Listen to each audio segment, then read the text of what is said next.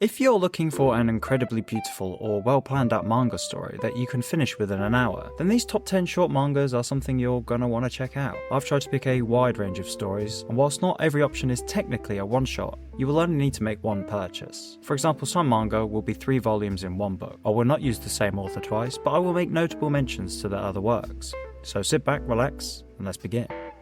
My Broken Mariko. This manga is about Shino and Mariko and their friendship as they grow up through a troubled childhood. One day, unexpectedly, Shino is eating at a local ramen restaurant when suddenly the TV blares out that her best friend Mariko has killed herself. She becomes distressed and cannot accept how her best friend, who the only one in the world who understood her, has passed away without saying so much as a goodbye. Shino had met Mariko a week before, and there wasn't even the slightest clue that such a turn of events was about to occur. So distraught with this knowledge, she decides to message her best friend, but then suddenly realizes that she will never respond. This manga truly depicts the sense of loss that she is experiencing. The imagery that the author draws to make the readers understand the bonding between the girls is captivating. Shino feels a grey vacuum in her heart with Mariko's sudden demise, with the manga then going on to explore the wild journey that ensues following this heartbreaking revelation. This manga is fascinating and realistically explores the issues of abandonment and loss of companionship, suicide,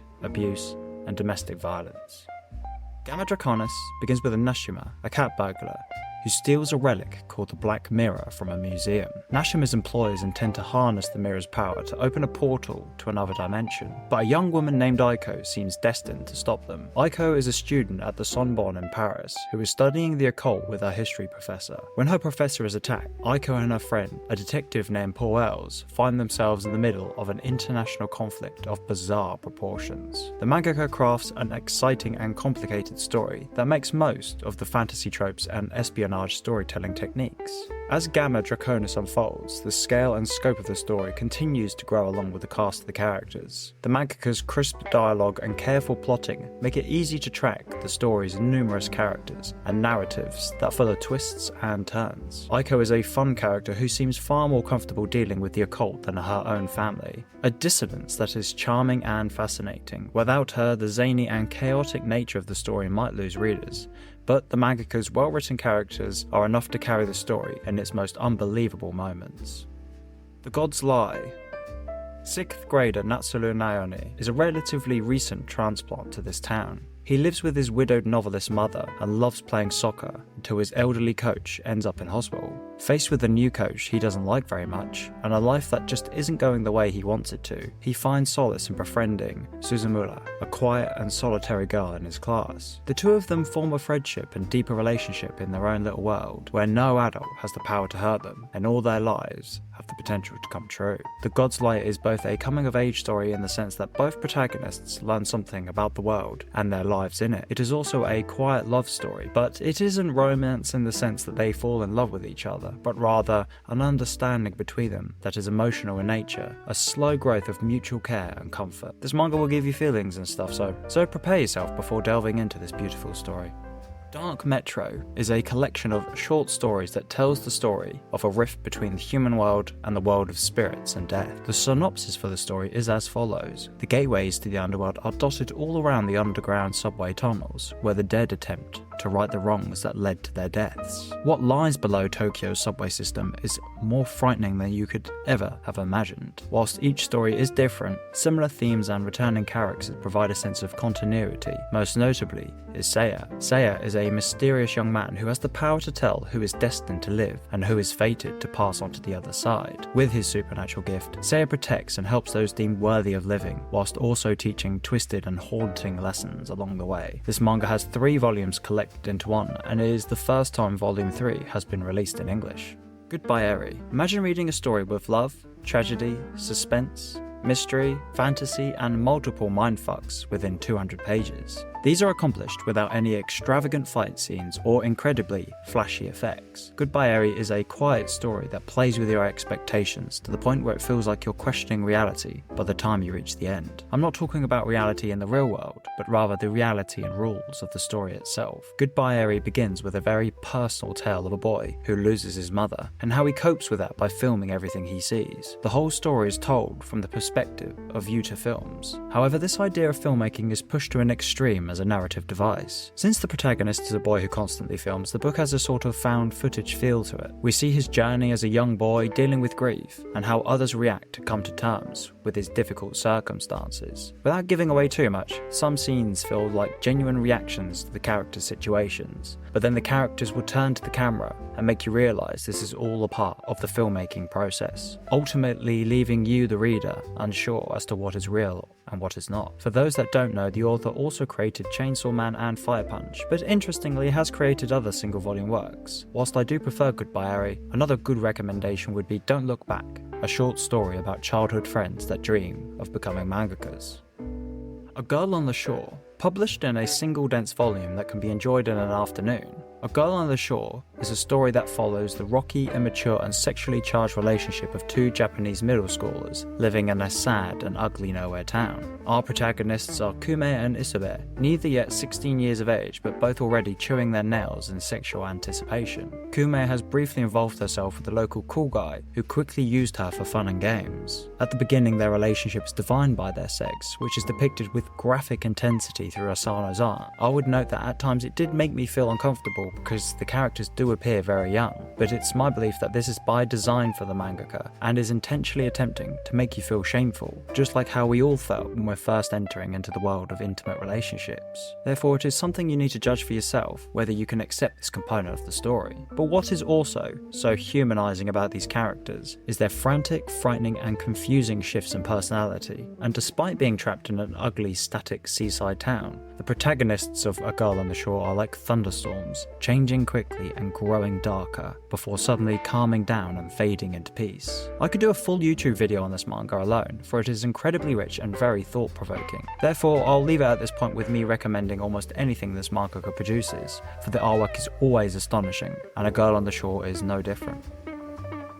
Sneeze. This book contains 8 short stories from Naoki Urasawa, a man with a very impressive CV when it comes to manga. These would include Monster, 20th Century Boys, Pluto and Billy Bat. The most intriguing of the stories in this collection is probably Kaiju Kingdom. This tale is set in an alternate reality, in which, since 1954, giant kaiju monsters have regularly attacked Tokyo. Whilst it does mean the city is regularly destroyed, the fact that these monsters only appear in Tokyo means the capital has attracted mass tourism. The story follows French kaiju otaku named Pierre as he finally holidays to Tokyo for the first time during the kaiju season, seeing the sights such as the crumpled and collapsing Tokyo Tower. However, whilst there he learns the true reason why the monsters are attracted to the city, and decides to do something about it when he comes to learn of the human cost of the regular disasters lumped upon the capital. All of the short stories are equally fantastic, and Sneeze has a lot in it to appeal to many different fans. Each of the stories come with a commentary from Urasawa himself, and it is also nice to see that 2 of these stories are completely coloured. Sneeze is one of the best short story manga collections I've come across, and is definitely worthy of your time.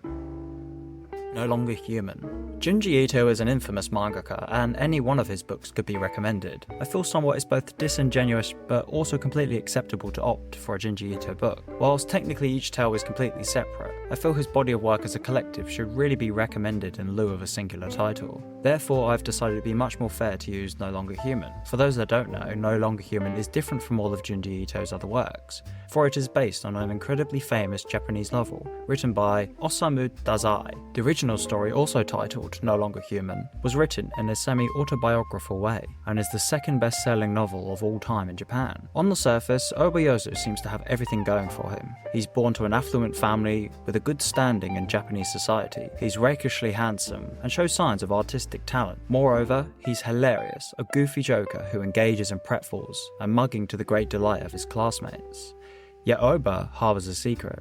He's completely unable to relate to any of the people in his life, and has a profound sense of alienation and emptiness, a howling chasm that yearns ever wider within him as he lurches towards adulthood. To describe the plot, it is a list of endless tragedies that we witness as his life progresses. Junji Ito does a splendid job in this retelling. Ito has a very distinctive art style. Some dislike this for it is basic, but I would state that this manga is more for its award-winning story.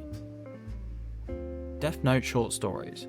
One of the most influential anime and mangas to occur in our beloved industry is Death Note. Whether you read or watched it, you probably had a good time in either instance. And whilst many spin-offs and novels or live actions have taken place since, the only additional material that's worthy of your time is Death Note short stories. and that's because it's the only spin-off that was written and drawn by the original authors. Death Note Short Stories is a 6-part collection, of which the best section for me is Akira. Notably, this is also the part of the story that's used for the cover art on the front of the book. Akira discusses the long-lasting and probably endless effect of Death Note following the completion of the original series, and how it continues to make the world revolve around it. Among many things, one of the main elements I love most about Death Note is the cat and mouse chase and the battle of wits between Kira and L. This short story gives that feeling of thrill and mystery again, and it reminded me once more why I continue to think highly of Death Note. From my perspective, I think every fan of Death Note should give this short story a try. A caveat to this though is that it does require to have at least watched or read the original series. Without having done so, I'm afraid the stories will simply just not make sense. Satoshi Kon's Opus. Opus is another title that would need a full YouTube video to untangle, and therefore the cliff notes are as follows. Opus was created by Satoshi Kon, a famous anime creator that sadly passed away in his 40s. Whilst Kon is mostly known for his anime, he did work on a couple of mangas that were considered unsuccessful during their release. However, following his passing, these mangas have shot up in popularity, one of which, and probably his best, is Opus. Opus is a 2-in-1 volume that follows the story of manga artist Chikara Nagai, who is in the process of ending his current serial residence. Whilst working late to meet his deadline, his own creation comes to life and sucks him into the manga right in the midst of a fight scene. Nagai is now unable to distinguish between reality and fiction. Opus's artwork is very detailed and the story is very intriguing, and although it abruptly ends due to the cancellation of the series, I would still highly recommend checking this one out. Thanks for listening everyone, I hope you enjoyed it and we'll see you in the next one.